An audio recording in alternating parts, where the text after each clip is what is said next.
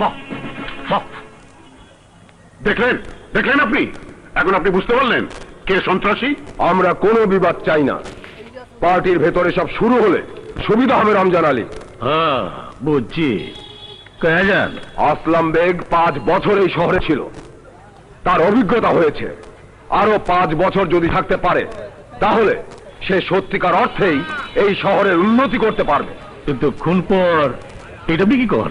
আমি আর কোনো কথা শুনতে চাই না। তুমি তো আরো 2 বছর থাকবে।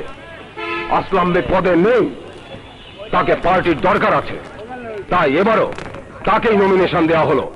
তুমি তাকে সহযোগিতা করবে। হ্যাঁ করুম।